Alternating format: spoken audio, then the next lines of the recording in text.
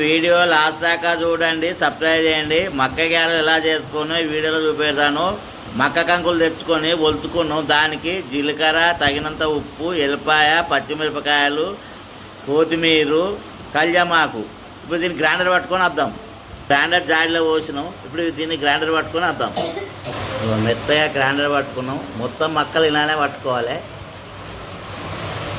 Grinder పట్టుకున్నాం మక్కలను. ఇక మొత్తం ఇది కలుపుకోవాలి, కలుపుకోవాలి అంతా మిశ్రమం. స్టవ్ అంటు పెట్టినాము. స్టవ్ పైన మట్టి కంతులు పెట్టినాము. ఇప్పుడు అందులో నూనె పోసుకోవాలి. స్టవ్ అంటు పెట్టినాము. స్టవ్ పైన ఇక మట్టి కంతులు, అందులో నూనె పోసుకున్నాం 1 కిలో. చిన్న ముద్ద వేసి అరిచేతిలో ఎత్తుకొని మధ్యన రంధ్రం చేయాలి. ఇలా గుండ్రగా వస్తుంది. ఇలా ఈ కంతుట్లో వేయాలి. చిన్న మంట మీద ఉల్టా పల్టా గోలించుకోవాలి. ఇలా ఉల్టా పల్టా మర్రేస్తూ ఉండాలి. చిన్న మంట మీద కాల్చుకోవాలి. పెద్ద మంట పెడితే మాడిపోతే లోపల కాలాయి.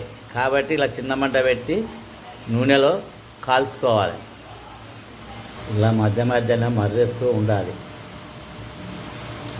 నూనె కొంచెం ఎక్కువనే పోసుకోవాలి. ఎందుకంటే నూనె ఎక్కువ పోసుకుంటే ఈ మక్క గారెలు ఉబ్బుతాయి.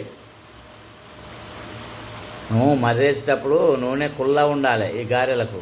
ఇలా ఉల్టా పల్టా వేసినప్పుడు మంచిగా ఫ్రీగా మర్రేస్తే ఈ గారెలన్నీ ఉబ్బుతాయి. ఇప్పుడు ఇవి తీసి వేరే ప్లేట్లు వేసుకోవాలి. ఇప్పుడు మక్క గారెలు మంచిగా గోలినాయి. తీసి వేరే ప్లేట్లు వేసుకోవాలి. మొత్తం పిండిని ఇలానే చేసుకోవాలి గారెలు.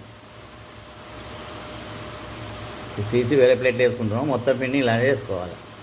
మక్క గారెలు రెడీ అయినాయి. గుమగుమలాడుతున్నాయి. వేడి వేడి తింటే చాలా రుచిగా ఉంటాయి. మేము మళ్ళీ కావాలనిపిస్తుంది. తిన్నా కొద్దీ తినాలనిపిస్తుంది మక్క గారెలు.